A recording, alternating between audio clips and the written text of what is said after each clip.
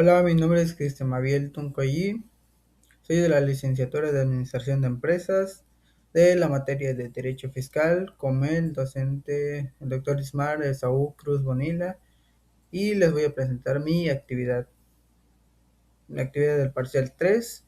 Soy del cuarto semestre.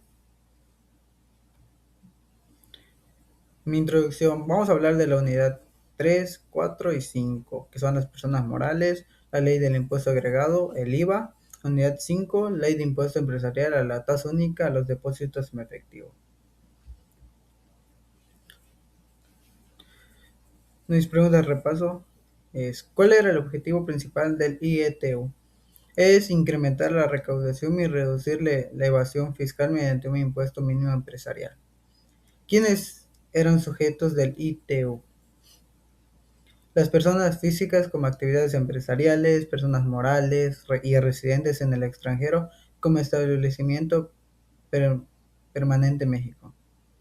¿Cómo se determina la base del IETU? Restando de los ingresos grabados las recaudaciones autorizadas por la ley. ¿Cuál es la tasa definitiva del IETU? Es el 17.5%. ¿Por qué es importante estudiar el IETU y el IDE si fueron abrogados? Porque permiten comprender la evaluación del sistema tributario mexicano, interpretar ejercicios fiscales históricos, analizar reformas fiscales y entender los mecanismos utilizados por el Estado para combatir la evasión y fortalecer la recaudación. Tarea 2. ¿Qué se entendía por ingresos grabados en el IETU? Eran los ingresos efectivamente cobrados derivados de la enajenación de bienes, la prestación de servicios independientes y el otorgamiento del uso o goce temporal de bienes. ¿Qué diferencia existe entre un ingreso agravado y un ingreso exento? El ingreso agravado forma parte de la base para calcular el impuesto, mientras que el ingreso exento es excluido por disposición expresa de la ley y no genera obligación tributaria en el ITU.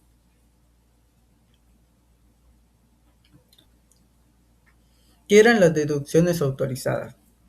Eran las eraciones indispensables para la actividad económica del contribuyente que cumplen los requisitos legales y podían restarse a los ingresos grabados para determinar la base del impuesto. ¿Cuál era el criterio principal para reconocer los ingresos en el IETU? El criterio de flujo en efectivo, es decir, los ingresos que consideraban cuando eran efectivamente cobrados y no únicamente cuando se emitía la factura. Y por última pregunta, ¿por qué es útil estudiar el IETU si ya fue abrogado? Porque ayuda a comprender la evolución del sistema tributario mexicano, interpretar ejercicios fiscales históricos, analizar formas hacendarias y fortalecer el conocimiento de los principios que aún y rigen la determinación del impuesto del ISR y el IVA. Tarea 3. ¿Qué era la deducción autorizada en el IETU? Una erogación indispensable para la actividad económica que cumplen los requisitos establecidos en la ley del IETU. ¿Qué requisitos debía cumplir una deducción? Estar definitivamente pagada, respaldada con comprobantes fiscales, registrada en contabilidad y cumplir las obligaciones fiscales aplicables. ¿Qué otros conceptos podían disminuir la base o el impuesto del IETU? Los créditos fiscales, los pagos provisionales y otros acreditamientos previstos en la ley. ¿Qué legislación regula estos requisitos? La ley del IETU, que ya actualmente está abrogada, el Código Fiscal de la Federación y de la manera complementaria otras disposiciones fiscales aplicables. ¿Por qué es importante estudiar el IETU si ya no existe? Porque ayuda a comprender la evolución del sistema tributario mexicano y los principios que siguen vigentes en la manera de cumplimiento fiscal. Tarea 4. ¿Qué eran los pagos provisionales del IETU? Eran anticipos mensuales en el impuesto anual determinados conforme a la ley del IETU. ¿Qué artículo regulaba los pagos provisionales del IETU? el artículo 9 de la Ley del Impuesto Empresarial a la Tasa Única, que la ley ya fue aprobada, que era el IEDE, un impuesto federal que gravaba determinados depósitos en efectivo superiores al monto excedente establecidos por la ley, con fines de control y combate a la evasión fiscal. Por el fundamento constitucional del IDE, el artículo 31 de la fracción 4 de la Constitución Política de los Estados Unidos Mexicanos, relativo a la obligación de contribuir el gasto público de manera proporcional y equitativa. ¿Cuándo dejaron de estar vigentes el IETU y el IEDE? Ambos fueron abrogados como efectos a partir del 1 de enero del 2014 mediante el decreto publicado el 11 de septiembre del 2013. Tarea 5. ¿Qué son los impuestos estatales? Son contribuciones creadas por las legislaturas de las entidades federativas para financiar el gasto público estatal reguladas por la Constitución, los códigos fiscales y las leyes de la hacienda de cada estado. ¿Cuál es el principal impuesto estatal en México?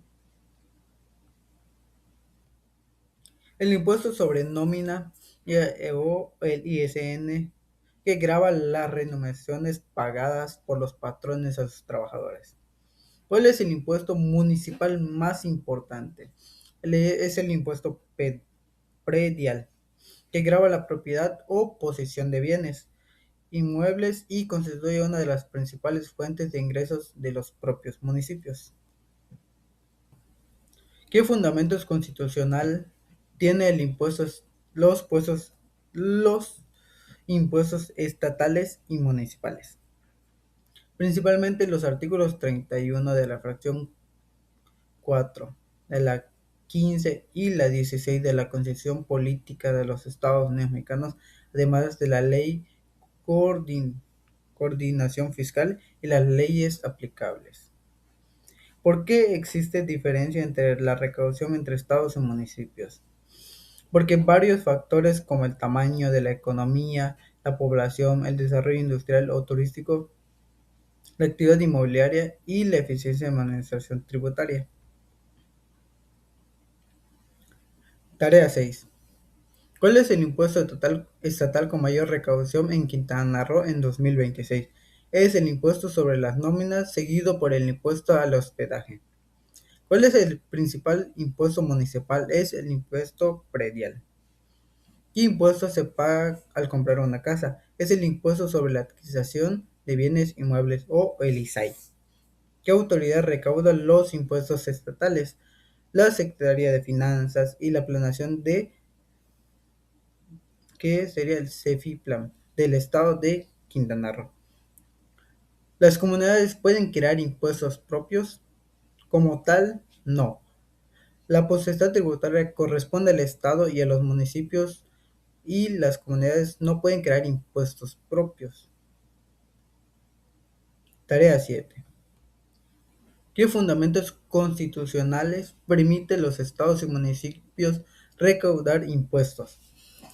Está en los artículos 31 de la fracción 4 y 15 y 16 de la Constitución Política de los Estados Unidos Mexicanos, además de la legislación fiscal local aplicable.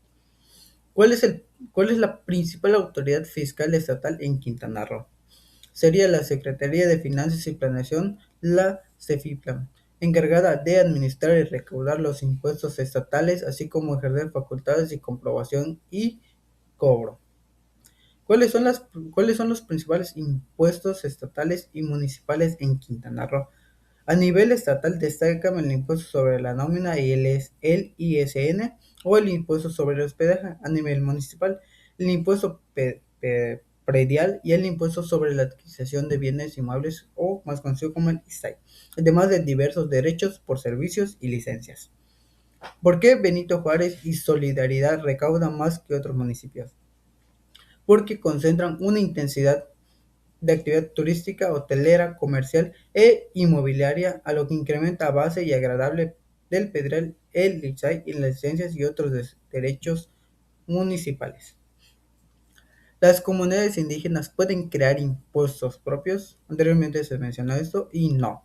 Conforme al sistema constitucional mexicano, la facultad para establecer impuestos corresponde a la Federación de los Estados y Municipios.